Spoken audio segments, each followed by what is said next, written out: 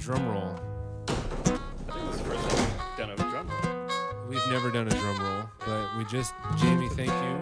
Jamie's a residential musician. All right, guys, welcome to episode 4 of Campfire Conversations podcast. I am Josh Hugo. You sounded like the DJ at the strip club. All right. Cinnamon on the main stage. Here for Rebecca.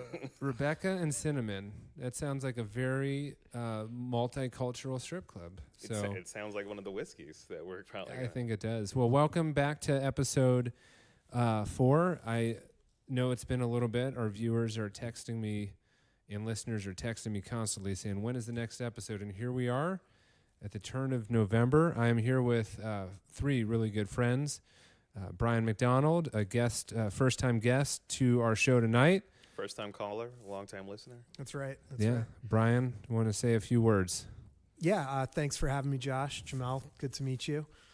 Looking forward to talking about this. I'll give a little more background about myself, I think, when we get into it, but excited to be here. Thanks, ma'am. Jamel, what's good?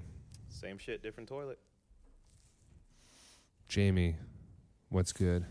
It's nice to be indoors with all of you on this lovely evening. Yeah. Can we talk about that for a quick Yeah, second? yeah. So our cameras, if they're working, which I hope they are, courtesy of my job and some generous teachers. Yeah, we are clearly inside. We could debate whether this constitutes a campfire. I don't know if it does, but it sure is a real fire. Random fact, apparently, you pointed this out. You can no longer build homes in Denver with wood-burning fireplaces. This home was built before that rule, and so we now have a wood-burning fireplace inside. Just too dangerous, right? I think so. You can still install wood, but it has to be high efficiency, which is basically like a stove. So there's a metal door on it. Looks kind of stupid, I think. Yeah. I'm super jealous of your fireplace. My parents' house one. It's has great. one back home. It's great. amazing. So we're not campfire, like we're not around a campfire, we're not camping, but thanks to my partner Lindy for allowing us to take over the living space tonight. Absolutely, she's wonderful. I would like to point out that I am not a fan of fireplaces in houses. I think they're stupid. I think that you maybe turn them on maybe 3 times a year, and it's a waste of space. But I mean, I understand people love fireplaces. For me, in my house, I have a gas fireplace, and I turn that bitch on maybe twice a year. That's going to be an unpopular opinion here, I'm but fine with that. Fight me. you know, this one is you got to actually build this fire. It's not gas; it's real wood, and it's takes a little time to get it going, but it leaves the house a bit warmer, but it also smells good. So, so this show tonight is going to. This is our first time that our newer guest tonight, our new guest tonight, Brian, has just met the rest of the people on the other side of the couch, so Jamel and Jamie. So I thought what would be appropriate, and I have it on paper because I'm going to forget these questions. It's going to be rapid fire. Jamie, you can answer these questions, no elaboration. We're going to do a little team builder to get to know people. So let's go team. Here we go. First question, we'll start with Brian, and then everyone answers it. Name, place of origin, and your height. Brian McDonald. I grew up in North Jersey. I'm a Jersey boy, and I'm about 5'10". Jamel. Are you a shark or are you a jet? I'm a giant. Name, place of origin, height. Jamel, place of origin, California, but I am from Denver. Height, I am 5'11", but I'm 6 foot when I wear my Timbs. So 5'11". Jamie. Jamie, Philadelphia, 5'9". Josh Hugo, Illinois, Northern Illinois, 6'3". Were we supposed to answer that like Key and Peele, like the Brickashaw Ferguson? Yeah. Jack Marius, Tack Threat. Yeah, Jack Marius, Tack Thread Tricks. Josh Smith, BYU. All right, next question. Starting with Jamie, what's your favorite color? Used to be blue. I'm on green these days. Jamel. Red. Brian. Second vote for green. Blue. What season is your least favorite, Jamel? Winter. Summer, probably. Jamie. Tie, summer, winter. We might need to shit. spoil I that. like all the seasons. I wrote the question. I didn't even think of an answer. I'm gonna Get off go the fence, God damn it. fall. No. Ah, damn it. I like them all. Okay, hot dogs. Rank them 1 to 7. Brian. Oh God, I don't even know if I know 7 brands. No, not 7 brands. Dirty 7. water No. dogs. 7. 7 is you love them. 1 is you hate them.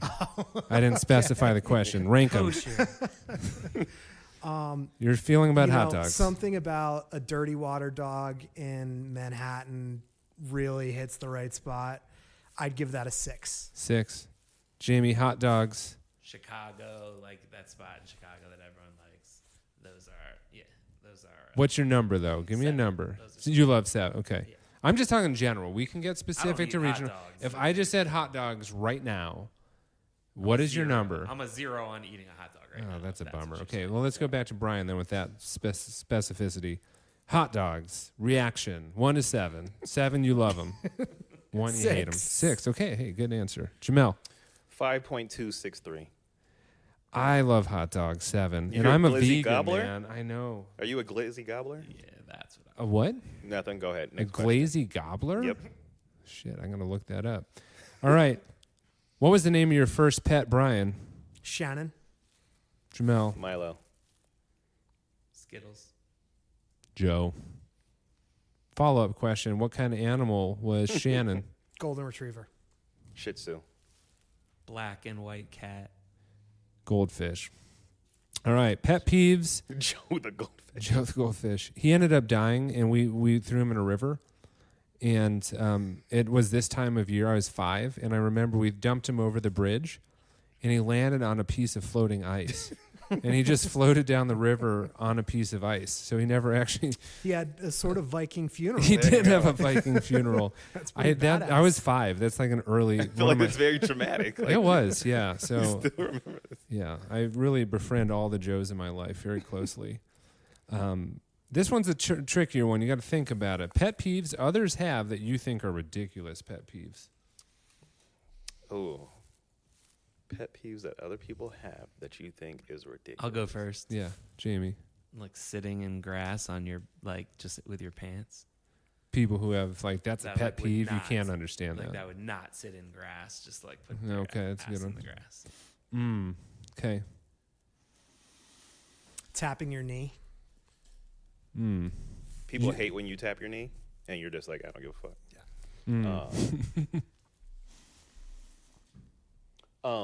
When people say that bothers some people, I'm just like, I don't give a fuck. Yeah. But when they using say that really bothers me, the verbal crutch. Yeah. Sorry, I just did it. I'm joking. Pet peeves that others have. I love how Hugo has written down these questions, and he Hey, can't. I'm a he cannot answer facilitator. them. I don't need to know No, shit. really fresh. I don't need to know shit. Pet peeves others have that you think are silly. Who came up with this? Oh, fuck. I'm going to come back to that one. All right. Last place you ate at outside of your house. A banquet, sports banquet Where was it? at the school. It's literally just happened. Who catered it? A former student's mom, Oh, and a current student's mom. was it good? The Cooch family. Oh, Allie's. Yes. Wow. Delicious. Vietnamese, right? Cambodian. Cambodian. Okay. How's it? Delicious. That's awesome. Last place you ate at. You don't have to include my Tacos house. Al Mocajete in Longmont. Jamie. We played at the Fox and went across the street to the deli. It's like a nice deli. Got like a hero and a shawarma. Both. You ate both? My brother, we You each split half 'em. of each. Nice. Saigon Terrace up the street, some pho, which apparently my students love because I carry that into the cafeteria. They're like, oh man, what is it? Is that pho? I'm like, it's very clearly pho. Yeah. And I was like, You're like, it is. for real? Yeah, it is for real. Yeah. All right, last Wait, place I'm sorry, you. real quick. I'm gonna jump in. I have a sorry. I do No, this all the no, time. no. I have a restaurant idea. You get pho, mix it with barbecue, call it pho show. What city is this in? Probably, show? probably Oakland. I'm missing. Okay. Wait, what's the second word? Because Pho like, show. for show. Oh, But barbecue, you mix pho with barbecue. And people be saying faux show. Yeah, Faux like show. Vietnamese and black people come together. Once again. I feel like we got to hashtag that one and see. No one has yet to respond in this podcast to any of these verbal prompts. Some bullshit. All right. Well, if you do have thoughts on a place called Fasho, Jamel has unofficially trademarked that. You need to speak with him first. For real. Hey, last place you saw a football game in person. Boulder. Notre Dame Stadium. Ryan Field, Northwestern. Eagles lost to Giants in overtime. Comeback, Plexico. Or no, yeah, it was Plaxico Burress? No, was he on there? He may have left the Steelers. Yeah, they just had. I was just there watching them like throw bombs to some awesome receiver, and we. But are we lost talking overtime. professional football or It like could high have been school? literally football. Oh, well, then East High School. East High School. Yeah. Okay. And I was wrong. I had actually gone to a Broncos game like 3 years ago. Fuck Oh, that's Broncos. true. Me too, actually. Yeah. No one remembers those Power games. Field, Yeah. Yeah. They lost to the Forgettable experience. First funny word that comes to mind. Kerfuffle. Fuh. Naga High. Moist. That one is always, that's a good one. One reason you're It excited is. to be here tonight. Jamel, Whiskey. Brian, Agree with whiskey, but first podcast. It's pretty cool. first podcast. Jamie, 2 camera angles. 2 camera angles. First indoor podcast, another guest, returning people. I love doing this, so I'm excited to be here. So tonight, I think a natural segue from like a little bit of connecting some questions is I wanted to bring up the question that I wonder about, and a little bit of stage setting for this is, and I feel badly because there still is a chance that this friendship could happen.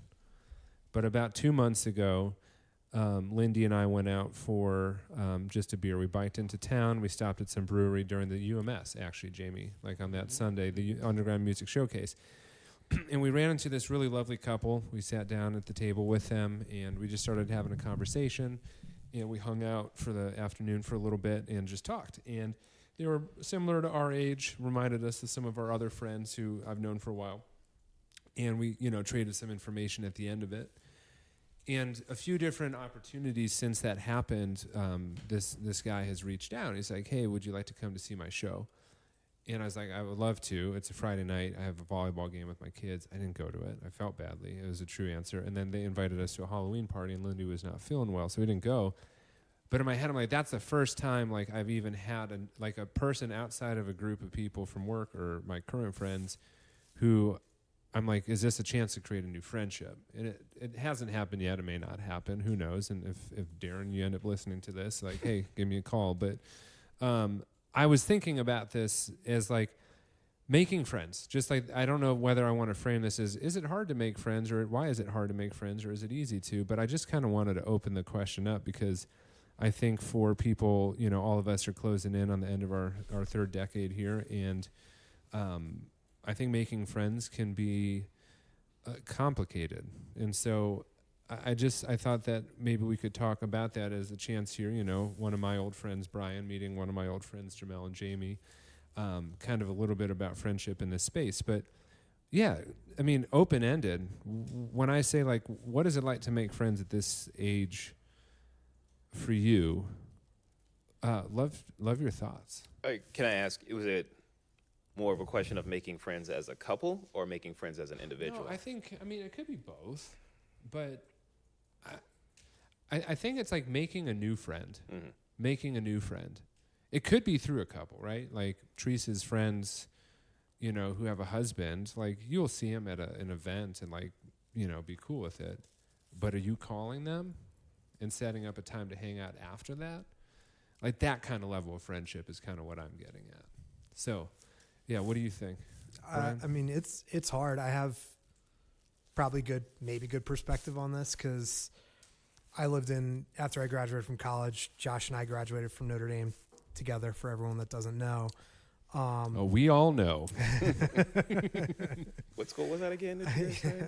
Notre Dame. Notre Dame. We have a football team. We just crushed USC last 2 weekends ago. Nice. It's amazing. Nice. Yeah. But I lived in New York City for 13 years and moved here actually during the pandemic. So I moved to Colorado in January of 2021. for work. Mm-hmm. And that was when like you could go to a bar, and if they even let you in the first place, you weren't allowed to talk to anyone who you didn't show up with. So moving here then in my mid 30s was kind of a unique experience. And it's definitely hard. I mean, even since then, it's been hard to make friends. So Olga and I, my girlfriend, we lived together in Longmont. We've gone out and sort of tried to do that. She's joined a couple of meetup groups for hiking and climbing and things like that. It's really hard to get it to that level, Josh, of, hey, I'm going to call you and you're going to like come over for dinner. It's like, we'll run into them at the gym or something, and that's great. But it sort of ends there. Do you think that you're a introvert or an extrovert? I think that plays into it. Yeah, It does Good for question. sure. I'm probably somewhere in the middle. Gotcha. But Olga's definitely a bit of an introvert. So I think that probably is a factor.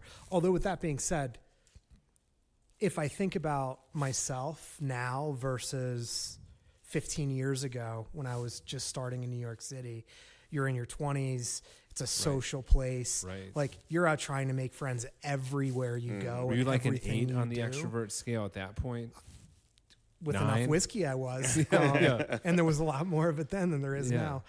But I guess my point is, today, looking at it in my late 30s, it kind of, this is going to be a weird thing to say, but it kind of doesn't matter as much, really.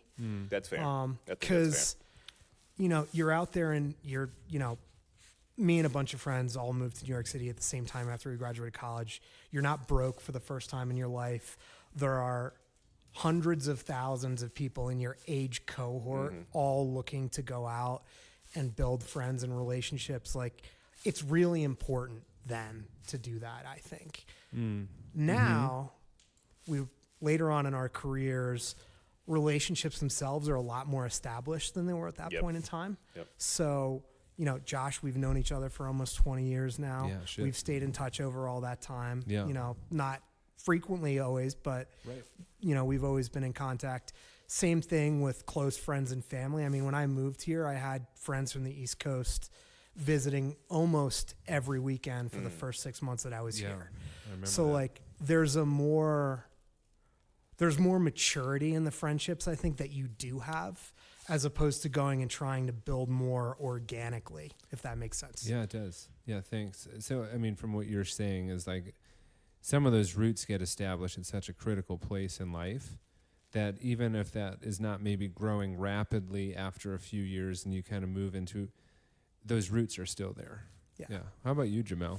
I think what Brian was saying is pertinent, because it's like, when you're younger, you're trying to create relationships, and then now that you're older, those relationships that you created when you're younger are more established, and these are the people that, like, this is kind of my group, right?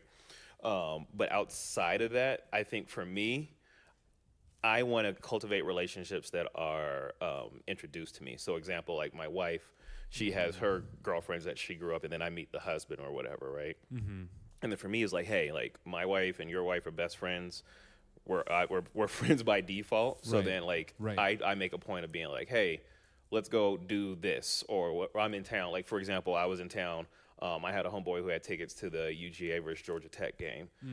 So I was like, hey, let me get a couple extra tickets, and then I'm going to bring the husbands with me. So That's cool. That's kind of what I did. So that's really you've cool. taken your wife's like women friends and did not know their husbands, partners, whatever. And you've kind of brought them in. Because I mean, we're cool. we're gonna be around each other. Our wives are best friends, right? They grew up together, Yeah. so we're gonna be around each other. So we might as well be cool, right? So over this we try to do a friends trip every year, and this year we went to Houston.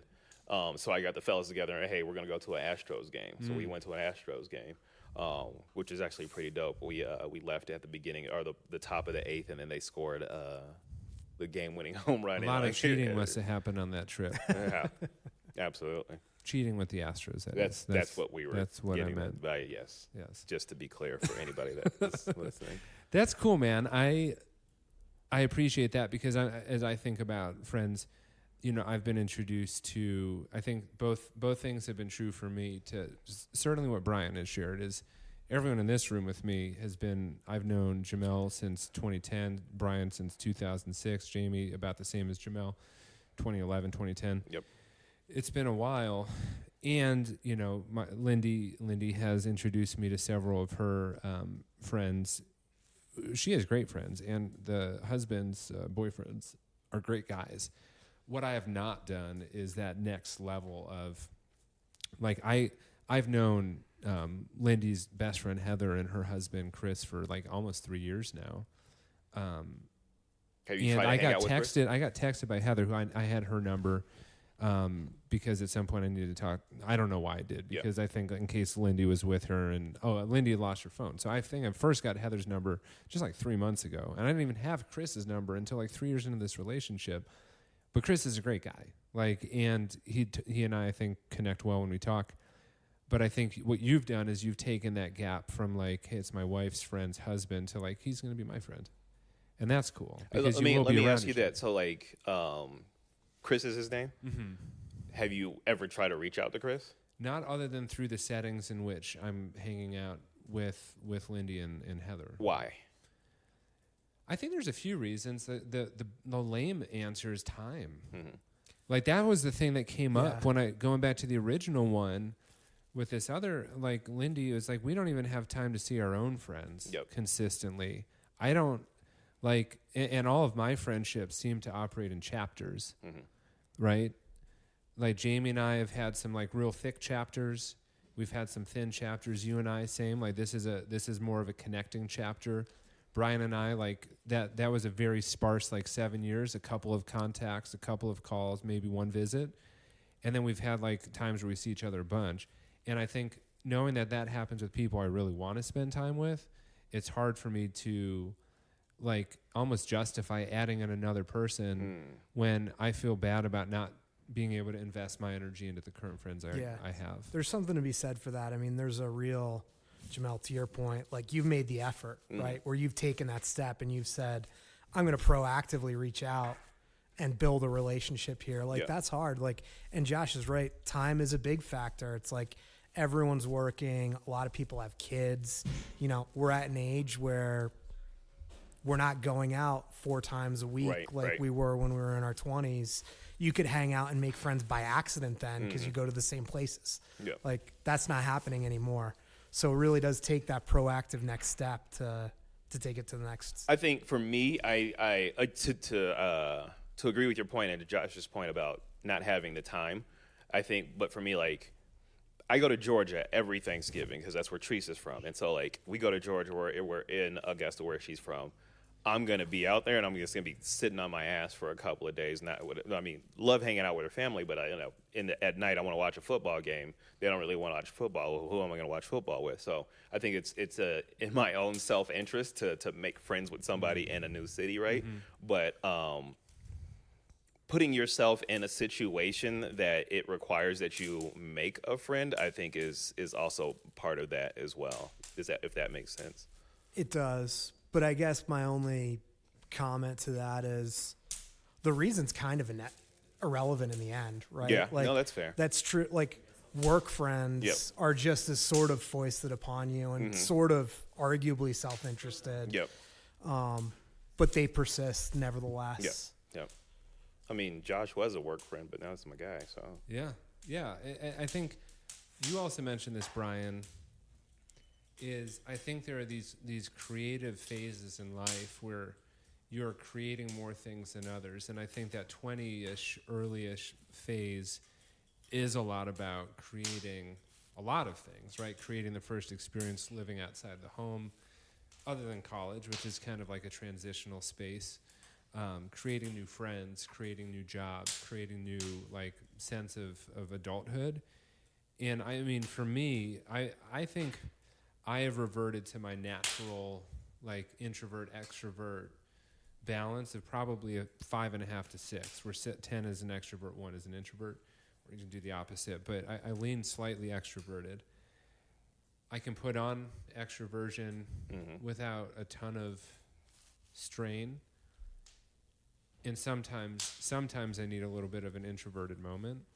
But when I was 23, I was like an 8 and I was around more extroverted people, and they were like 10.5 out of 10, that pushed me up.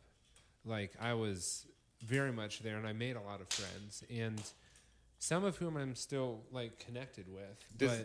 Does that translate to your work life? So you're in front of people all the time. You're in front of kids a lot, right? But you're also in front of their parents. You're in front of family members or whatever. Being an extrovert or being able to have conversations with people that you don't necessarily have conversations with, I think is a big part of your job. Right? So does that play into that as well? Like, not that you have to make friends with these parents, but you have to have a connection with them. Yeah, I think leaning a little extroverted can help in a job where you interact with a lot of people. Right. Like, this energizes me. Like, I am not exhausted by talking with people. That tends to be more of an extroverted trait, right? Some people, like, they get home after doing this kind of job that you and I have, and you do too, like you manage a bunch of people too, they're exhausted. Like, I had to put everything within myself to like show up to be able to talk. And not cuss somebody out. Right. So I think like, I like that part. So I'm like, I think I'd probably say I'm like a healthy 6 to 7 in my work. I can't be a 10 all the time because that will burn you out. And if you're a 1, you're not going to be so effective. Gotcha. Yeah. What is your kind of 1 to 10 overall? You're more I think you're more extroverted than me. I actually hate people. So, no, I think by nature I'm an extrovert. I would say it's 7.5. Yeah. But I actually genuinely like to get to know things about people. I get interested in a lot of stuff. So like I'll be at a brewery. This happened recently. I was at a brewery and a guy sat down next to me, and the question of the day was, what country has the most attractive women? And he said, that's the question that I came up with. Or we had this conversation, right? You had it prior to us hanging out in the summer. And we were at the brewery. Remember, we were at that one brewery. Yeah, and, up in GVR. And we talked to the guy, and he was from Australia or something like that, right? And he was talking to us about AI and stuff like that. So then the conversation went off on there. And if I wanted to, I could be like, hey, dude, let me grab your number. I'll text you sometime or something like that. But that's just kind of like... You didn't. Yeah. You didn't. That's the kind of person that I am. Like, I'll talk to anybody randomly. So my dad. Yeah. What, like, when we're talking about introversion and extroversion in terms of what it is that we have within ourselves that leads us towards an inclination to either build a friendship or not, what is it that we're looking for in friendships from others? What is it that you look for, Brian or Jamel, when you think about, like, what qualities make it feel worthwhile to either initiate or to sustain or to further build a relationship with I think friends? my most sustained relationships or my strongest, longest lasting relationships are people that obviously, like we were talking about, in my 20s and stuff like that. But if I'm meeting new people now, something I'm looking for is something outside of what I've known with those relationships that I've had for 20, 30 years or whatnot, right? So like a lot of my guys, we grew up together. We grew up in the same neighborhoods or at least in the same city. I kind of know what they're going to think or how they're going to act, but I want to know what somebody else that isn't in that friend group, how they're going to react. Why is it important to you? And then I want to hear Brian too. It's important to me because I want to learn. It's important to me because I want to listen to different sides of conversations, right? Sometimes you get tired of hearing the same thing. I say this all the time. I'll on XM or I'll watch CNN a lot, and then I'll turn over to Fox News, not because I like Fox News, because I just want to hear what the other side has to say, right? So I really just want different parts of different opinions on same subjects, if that makes sense. That's cool. Yeah. I'm also a Thanks weirdo, for so talking about that. Yeah, Brian, what about you? I think something similar. I think to me there's two parts to it. And one is probably the same as what you said, but maybe in different words and through a little bit of a different lens. But it has to be someone I can respect. So it can't just be, some rando with nothing to contribute to a conversation. Like, there has to be some substance there and like a thoughtful engagement in conversation. And not to put like a selfish lens on it, but there is a little bit of a selfish lens on it, which is like, what am I learning or absorbing from this? Absolutely, I agree. And it's sort of like you say, like, is this going to help me learn a new point of view? Or alternatively, I would actually say maybe to my detriment that the opposite is probably in some ways true of me, where I want to make friends who help me get out and give me more opportunities to do the same stuff that I'm always already going to do. No, that's fair. So it's like, I'm going to try and go skiing 40 days this year. If I can make friends who are going to go out and be like, hey, we're going, take Thursday off, I want more of that. So it's looking to kind of fit in the same interests that are going to help me further those interests, I guess you could say.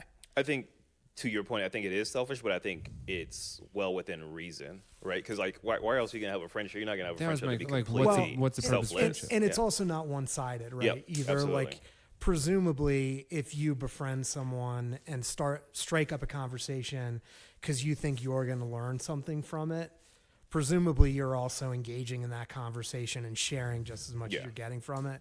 So like, I think that's why I say like, it's sort of selfish, but not really, because you have sort of both sides of the relationship are both gaining from it. That's the only reason I'm friends with Jamie. I just smoke all of his weed. Mutual veto. Jamie is a professional who abides by all laws and regulations of our federal government. The federal government? The state government. There you go. All right, yeah. We're good there. Yes. Disclaimer, I actually don't smoke weed at all. I wish I did. I wish I liked weed as much as people like weed. The feds. Yeah, Do you just think in the case. feds like a lot Just of it? in case you're listening, Steve Jobs. Is he dead? Is he? Steve Jobs? No, who was the guy who died from Apple? Steve Jobs died, right? But Like is he? 6 10 years ago. or something. 10 But years is ago, a long he? time.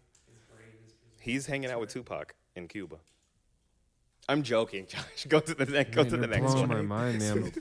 No, well, And I don't smoke weed. See how we already got digressed on that? we have digressed hard, but going back to, I think what I'm hearing is that a friendship that is strong should be mutually sustaining, right? Like any good relationship is, and I think Lindy has said it in a much more articulate way, but sometimes it's one person who brings the other person back into it, and sometimes it flips and sometimes it's balanced. But I think that you need to always have something that you are gaining from a friendship, and maybe when you're younger that gain is more material. It may be more over a shared activity. It may be over a common interest. And I think we talked about this in an earlier podcast, but I think a lot of the roots of a relationship stem from, yes, maybe you share things mutually that maybe fit more on the superficial side, but what's really forming are those roots that have evolved, right? Like for both of us in this room, all of us in this room, like it would be pretty fun to kind of trace the content of our conversations in our 20s over the last 10 to 15 years and see how that's evolved. Now, I have a question, because some of our listeners, I think, might be saying, okay, well, that's cool. You guys have partners, you have, existing friends. It is also a context, because we can answer it this way, because we seem to have a number of mediums in which we can bring friends into the situation, whether it be existing friends or friends of our partners. What advice would you have for listeners who are like, okay, well, I don't have a girlfriend, so I don't have her friends, and I have some old friends who live across the country. Like, what would you suggest would be advice for people who are thinking about ways to make friends at this stage in life, knowing that at least our identities and experiences are more similar than not? What would you say, though? I mean, at this point, you're talking about for mid to late 30 something. Yeah, people who don't have some of the things that we have, which is maybe that extensive old friend network or... Right. Yeah. But your identity is pretty well formed at this point. So what I would say is, I mean, it's really, I think it's actually the same for everyone at any age cohort, but probably easier when you're in the age cohort that we are. Like, find the things that you want to do that make you excited And when you're excited to be doing something around other people, they will appreciate that. And you'll find, I think, that, if you join a group or a club where you're doing stuff with other people who love to do the same stuff, you're not going to have to really try that hard because the interest is already shared. Yeah. That's actually easy now, like not easy, but easier now than it has been in the past. Yeah. You have meetup groups, you have all sorts of clubs like that you can join. You can join a volleyball league, you can join dodge, whatever it is, softball in the summertime. Like you can do that and surround yourself with people who get excited about the same things that you do. Yep. And like, that's contagious. Yeah, get off OnlyFans and get outside and get involved in real people clubs. Don't you down talk sex workers. That's good advice, Brian. What about you, Jamel? I would say be open-minded. Don't box yourself into a certain place and then just be like, oh, I'm not going to talk to this person. Or I'm not going to be talked to that person. Yeah. Just try shit, dog. Like, I mean... At the end of the day, like, what's the worst that's something that's going to happen? Somebody's going to be like, no, I don't want to be your friend. And then, okay, cool, whatever the fuck, right? Just, like, try some shit. I think that's good advice, too. So try some stuff, find common connections, get out there. I think for me, too, it's change your expectations, right? Because I think when maybe you're in a phase in life where you don't have as many connections and you look at other people and you're like, well... they'll never be like the depth of friendship I had with these people earlier in life, and they don't live here anymore. But like, it takes time to build friendships, right? It takes time. And I think it's like, you have to know, like, the expectation is not instantly, are we going to just be connecting? Maybe it is finding that common interest. Maybe it's being open to somebody who doesn't meet every one of the things you think a friend should be. But I think, I mean, my personal belief is you got to have friends. And, friends are sustaining in life, and so hopefully... I mean, humans are social animals, right? Like, you need it. It's in your nature as a human being to crave connection in some way. Yeah, I agree. Capitalism kills community. It's true.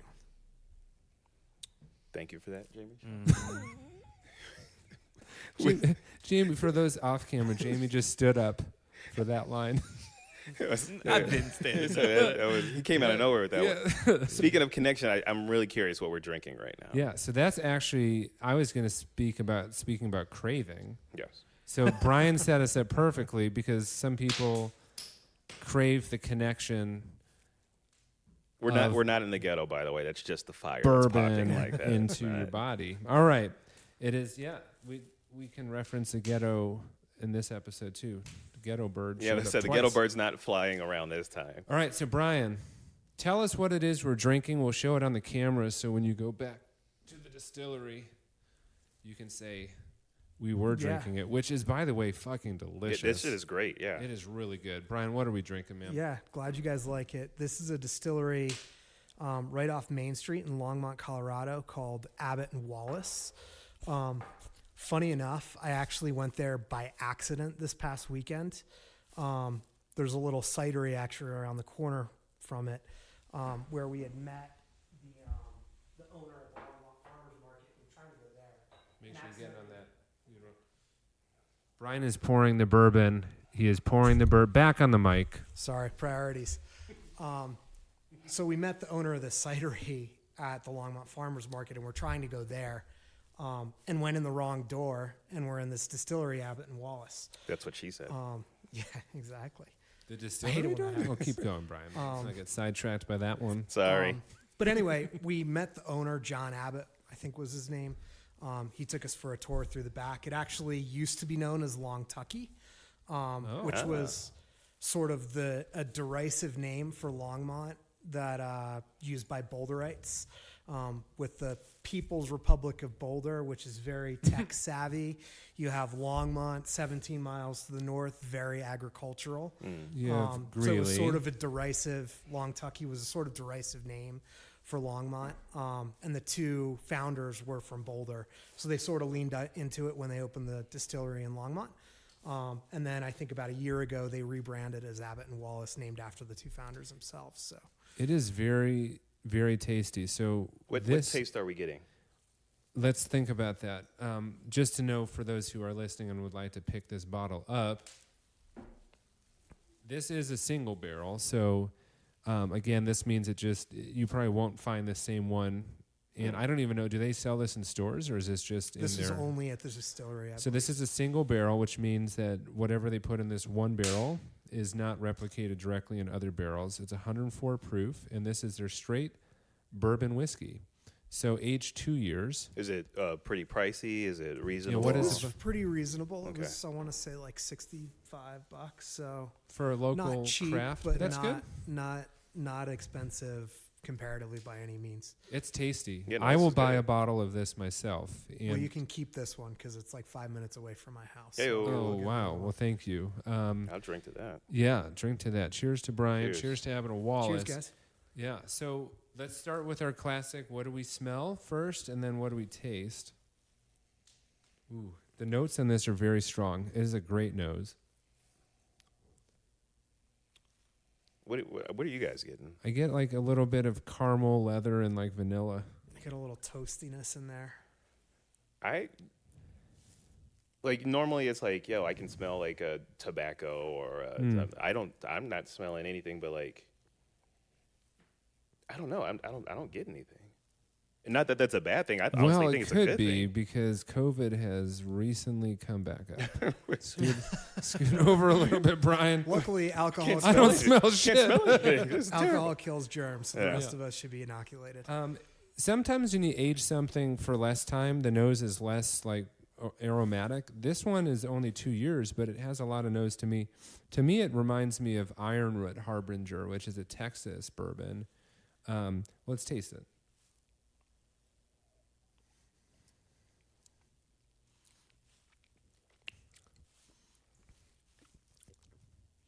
It's got a little bit of a bite, but it finishes like really like it's I don't even know how to explain this. It This does shit is feel like good. a little toasted marshmallow almost. Yeah. I'm sure there's official tasting notes. One of the things we take credit for in the show is knowing jack shit about tasting notes. So, again, anyone who really listens to this and is like They're laughing their asses laughing, off at it. then this isn't the podcast for you, bro. So that on said, that, we used to have, just to take us down a little sidetrack here. That's what we do a lot. I shouldn't share this, but I will anyway. Do it. we have equal veto I used to work rights. in the consulting industry, and a lot of consulting is taking clients out to dinner and stuff like that. And we had sort of a running joke in the group where you would always drink good wine with clients. Mm-hmm. What do you do with good wine? You tell clients what the tasting notes are. Who the fuck knows what the tasting notes are? So the rule that we came up with was, regardless of what you taste, you name 2 fruits and a flavor. There you go. And because no one else knows what the tasting notes are either, everyone just goes with it. I got So some they're like, apricot. Oh, I got peach. Peach. blackberry, apricot, and leather. And it's like, Oh, who's yeah. arguing with that answer, right? Right.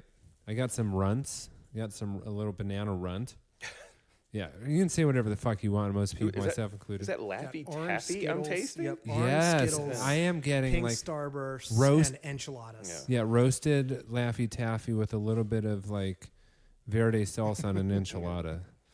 But that said, I think Abbott we and just made Wallce, everyone dumber. very good. Tasting some vegan cheese. That is amazing. It is delicious. We all had it tonight. Beyond Burgers on white toast. Yes, we did. All right, so let's go through some whiskey facts. Let's do it.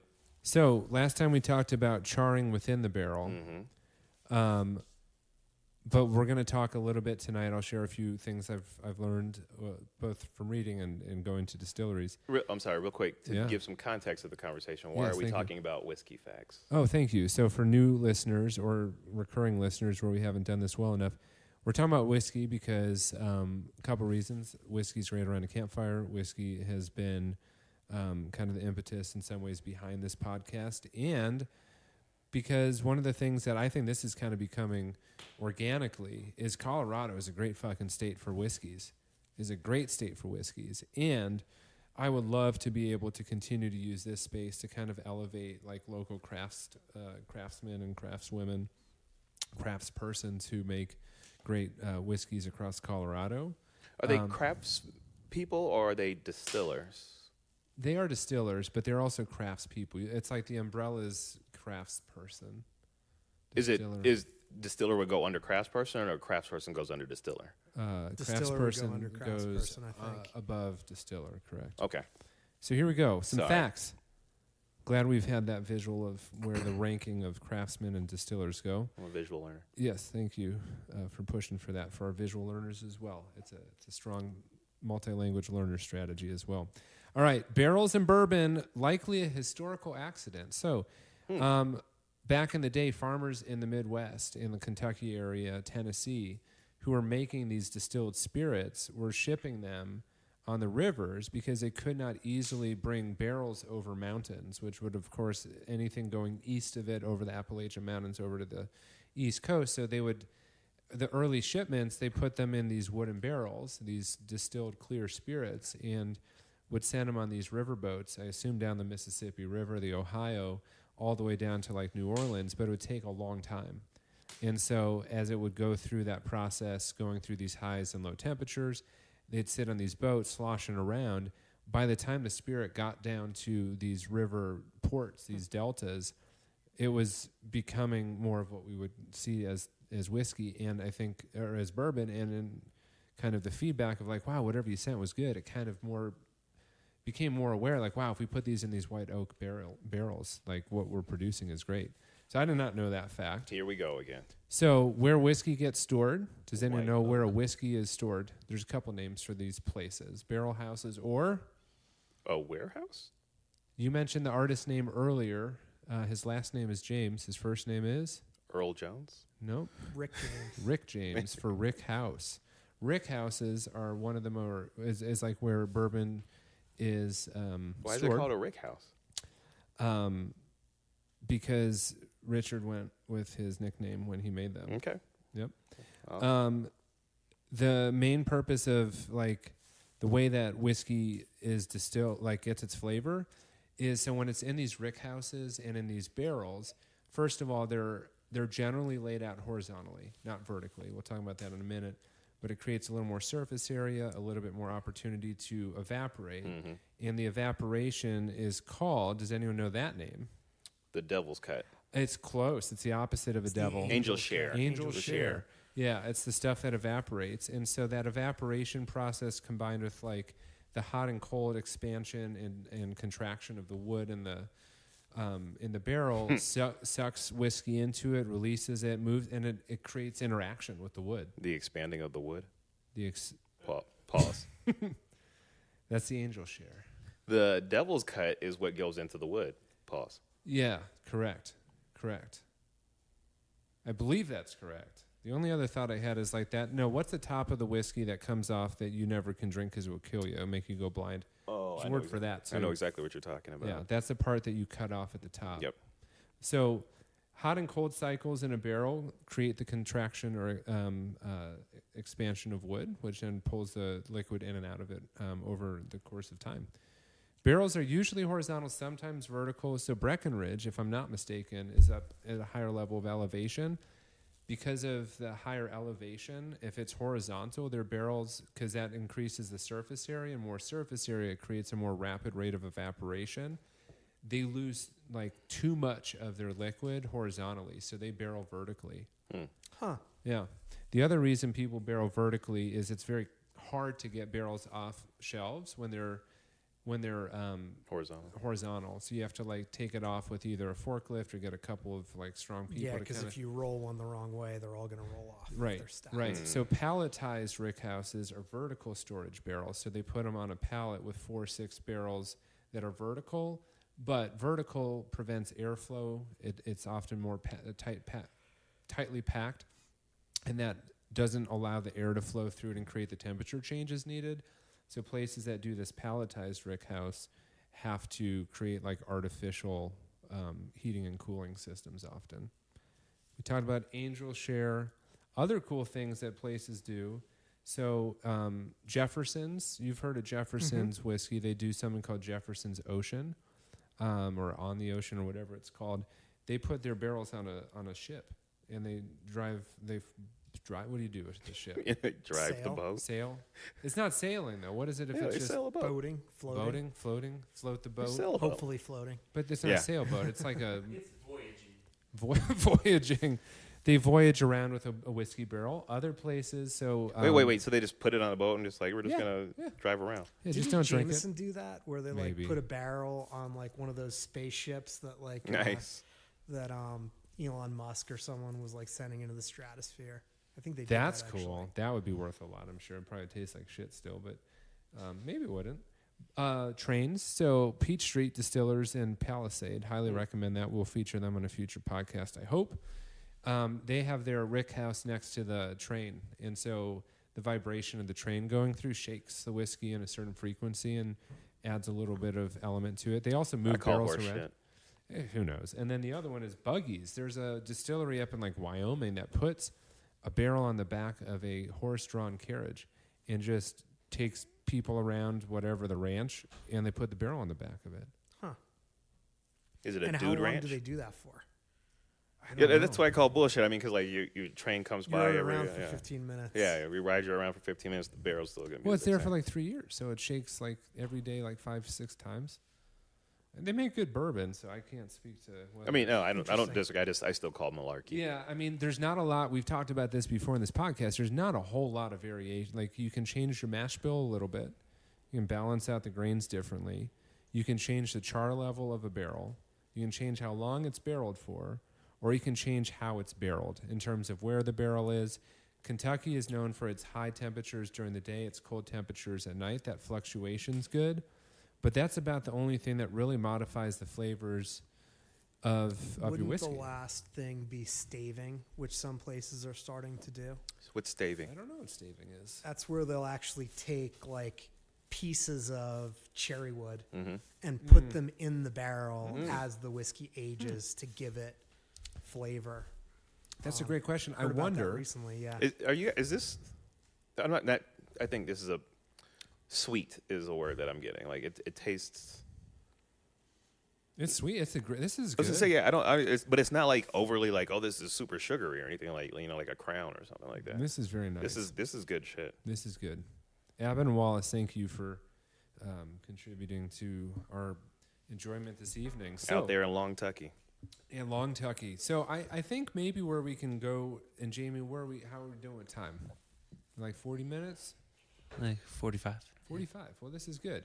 This is a topic that is, we wanted to end on a light note and talk politics. So obviously it's not a light note. It's not an easy conversation. And in the spirit of our show, and I was thinking about how to frame this, one, my goal in kind of creating this is that I don't want to have limits on what topic. Because, again, sitting around a campfire, you're hanging out, a lot, like the goal of this is have fun, be comfortable, connect with friends. The second goal is like things just come up in conversation, and we don't want this to be a sports podcast or a politics podcast or a whiskey podcast. I think it just is meant to be a conversation-based podcast. And my initial thinking around this is this is an important part of life. And, Lindy asked me the other night, she said, well, why is politics, I don't think she asked it skeptically, but like, how do you pay attention to all of this when it's just so crazy? And I'm not going to get on like any particular soapbox. I think it's because the short answer is it's important. It's important. Whether we like it or not, it's part of our system. It's the nature of how we operate as people. And so you got to pay attention. I think that one of my hopes in creating this podcast is and continues to be that it can be a platform to not just literally have a few random guys talking about stuff, but hopefully to convey like different people of different backgrounds and different experiences can still talk about important things and not become an unserious society. I think that in a different way of thinking about it, we become unserious when we can't talk about things, because then it's just like, well, people who agree with me are going to be the people who I spend time with, and then you don't really have to be accountable to facts or objectivity or different opinions on things. So that's a long roundabout way of saying, like, I think this fits into this space, and I was more curious, particularly around the question of. I don't think a lot of us would have to extend very far to assume, or not even assume, to recognize that we're hyperpolarized and not a lot of conversation happens these days. Where I'd like to get with this is like, what is our responsibility? Like, what is our responsibility as members of society, as in Jamel in my case, parents, and Jamie as well, as mentors, as models, as hopefully people in society? What is our responsibility to help? In my opinion, would be to help us get closer to a place in which conversations across lines of difference politically can happen again. What is our responsibility in that space? So I think that's kind of my thinking. Feel free to kind of respond however you'd want, but wait, can you restate the question? Yeah. What is our responsibility to who? Or in creating space for like dialogue across lines of difference politically. Yeah, as members, like it or not, we're all members of a political system in the United States. Yeah. So as a constructive participant, hopefully, in that system, what is your or my or Josh's responsibility to engage? And that's a hard question. Yeah, right? it's a big question. But I think the word constructive is really important there. Like, there's a temptation today to dehumanize significantly. Right. Everyone has a demeaning nickname in some political circles, Right. like stupid, childish shit like that. But it's inherently dehumanizing. Like, you're talking to people who most of the time, whether you agree with them or not, have reasons that they think the way that they do. Yep. Whether that's right or wrong, and that's very easy for me to say as a, upper middle class white male. Yep. I recognize, Right. but like most people, most of the time, I think, have a reason that they think that the way that they do, and there is, as a human, there is some legitimacy that comes with that. That doesn't mean that any of us have to agree or endorse any of their Right. political positions, but Yeah. see them as a human first and start there rather than starting at, this is someone who's wrong about everything, Yeah. and trying to work your way backwards to, well, actually, Yeah. it's a human being who's dealing with problems, whatever it might be, and has their own interests. Yes, I love what you said, and I actually feel like that was such a poorly framed question on my part with so much meandering. Yeah, it was trash. Yeah, it was trash. It was a pocket veto on that. If we still think it's good in 7 days, we'll keep it. No, I'm kidding. It's going to stick around. I'm a real human. I make mistakes. That was the first one I've ever made. But, I'm glad you Get could your all shit together. Okay. Yeah, you could all see it and hear it. I want to come back to what Brian said. Let me just ask this affirmatively. Do we believe there is a need to have constructive dialogue in this country politically? Jamel? Much better question. That's where, yes. There we go. I think there is a responsibility among all of us, kind of to Brian's point, to realize that. And I think outside the Beltway, outside of Washington, this is it goes without saying, but like people are people. About like for the most part, nobody is trying to kill America, or nobody wants to destroy America as it is. People are just trying to be able to fill up their gas tank, put food on the table, and there are differences of opinions on how the best way to do that. But at the same time, that doesn't mean that this person's pure evil and this person is the next thing to God, right? So I think we have a responsibility of, I think to Brian's point, humanizing each other and understanding that it's okay to have differences. Just because we have a difference doesn't mean that you're the Antichrist. Right. You said another word that I think is important, or you alluded to something that I think is also really important, which is, I don't know, I might make up a word here, but dehyperbolizing everything. Yes. Like, Yes. ABC wants to destroy America. Yeah. DEF only wants to take your guns away. It doesn't matter. Like, all of those things are intentionally inflammatory. Yep. And very infrequently, I think, actually true. So I think that goes in hand with what we're talking about as well. I don't know if it's a word or not, but it's a great dehyperbolizing. Yeah. Because it's always like, this person's the worst person in America. And it's just like, bro, like, chill out. Yeah, I started, maybe this wasn't where I thought I would speak to, but I think that would be idea of being serious. Right. Understand that in order to be serious, there has to be some agreement that there's a common language to speak and there's a common set of rules and like facts. We got to agree that there's facts. And I think when people say a lot of things currently, it's not actually to be said to create change on policy. It's not said to be serious. It's said to win. To win, to some degree, a blood sport. But the stakes are so much higher because, in 1825, you could say, Andrew Jackson's a piece of shit in New York. And if he was in Ohio, it would take 4 days for him to get that.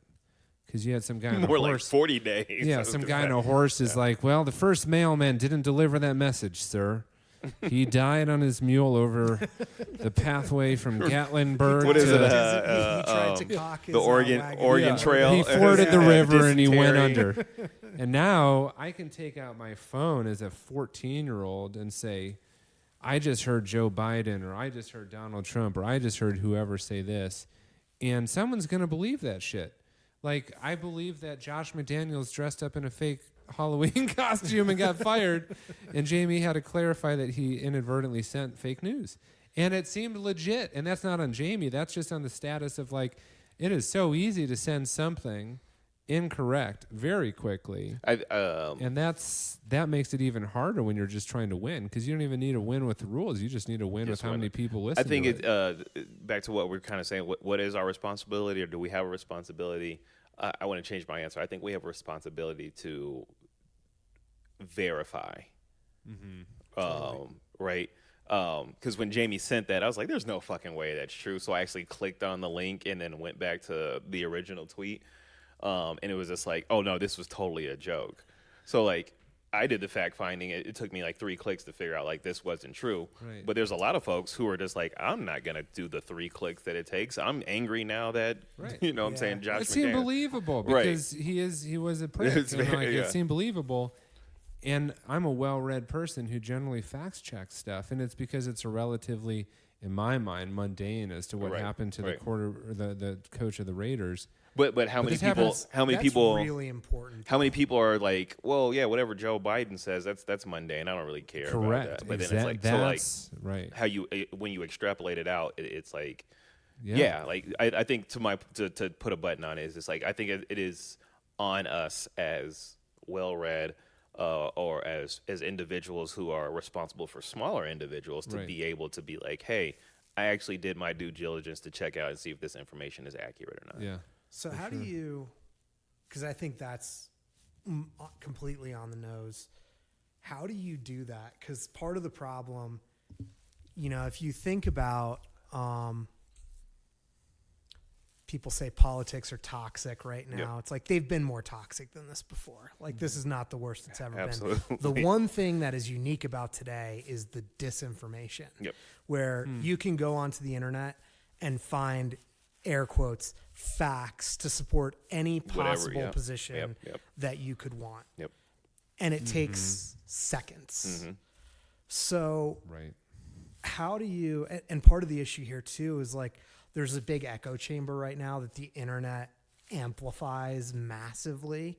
So how do you try to cut through all the bullshit, for lack of a better term, to get to like, okay, this is something I feel like I've verified, because just checking it doesn't get the job done. I think how to do it is premised on the belief that people know they should do it or that they choose to want to do it.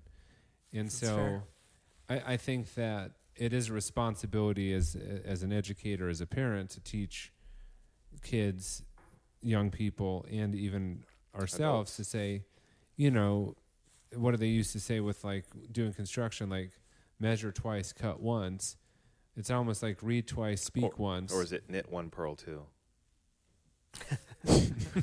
Sorry, I do that. I'm sorry. I actually never heard that phrase.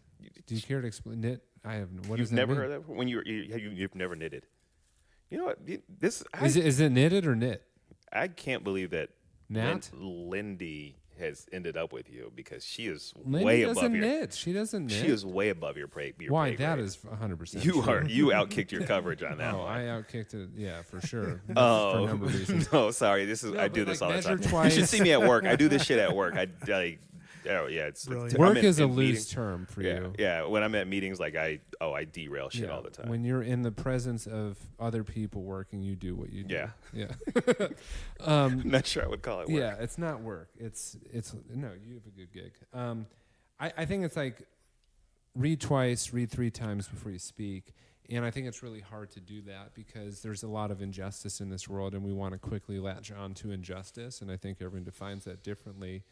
So there's no easy answer. I think, yes, we agree that dialogue needs to be created. But I have found it harder to communicate in the last 10 years than it seemed earlier than that. And I don't think it's because I'm maybe becoming more dead set in my beliefs, but it's because it's almost like, that SNL skit from a few years ago. It's like, careful. They were sitting around the dinner table and they were trying to talk about a sensitive issue. And nothing could be talked about because you don't want to, touch on something that's hard for others. And I just don't want, I want my kids to grow up in a space in which they can talk about difficult stuff with people they disagree with and still at the end of the day sit down and like have a whiskey or go bowling or not just ostracize so many people without any further attempt to communicate.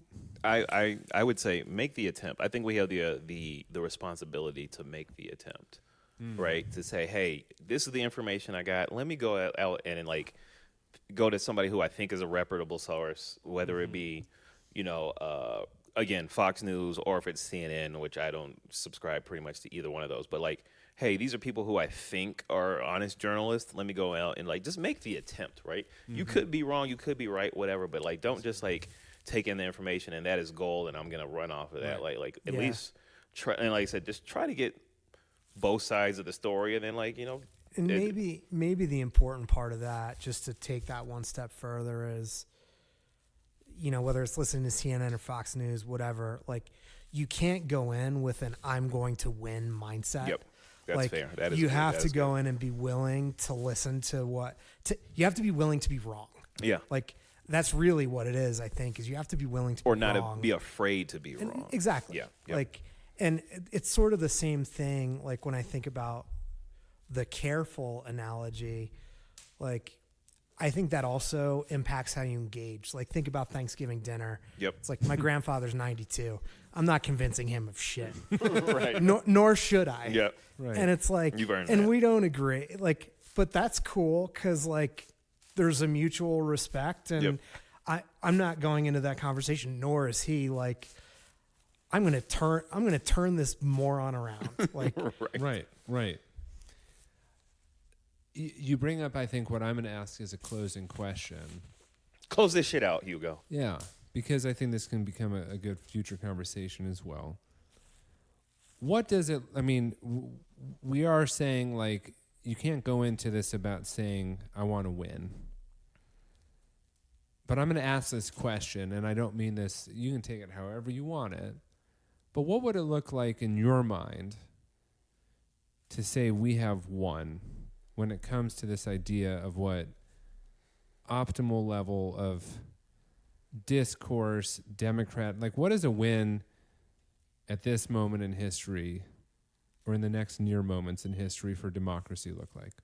What does a win for democracy look like? In the next near period of time.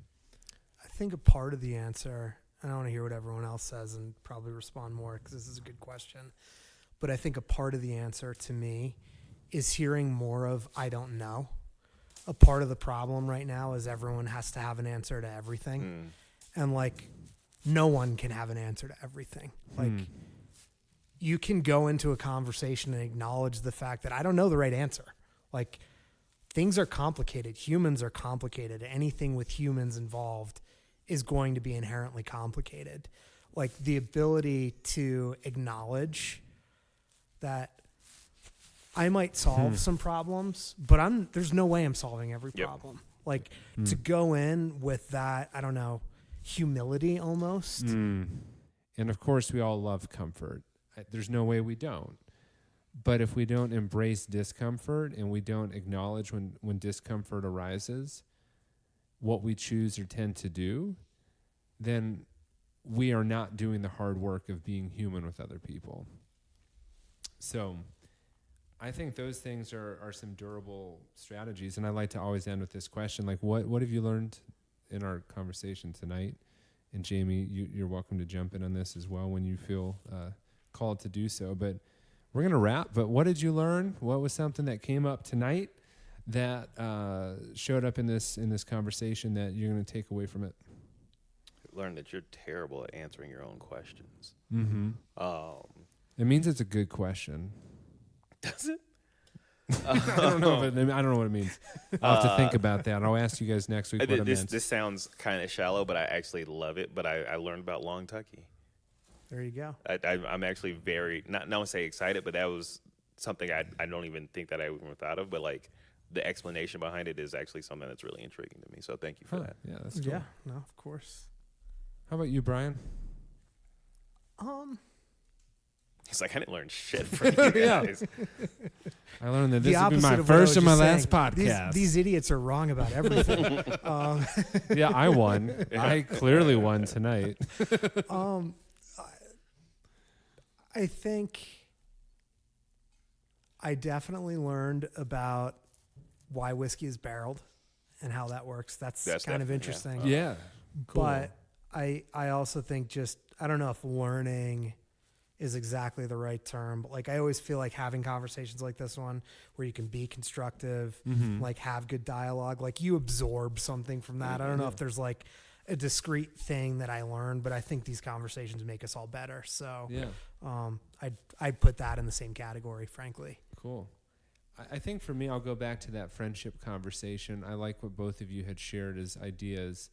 But I think the idea that making friends takes effort and work, that sometimes you just got to go out on a limb and sometimes you got to make the effort.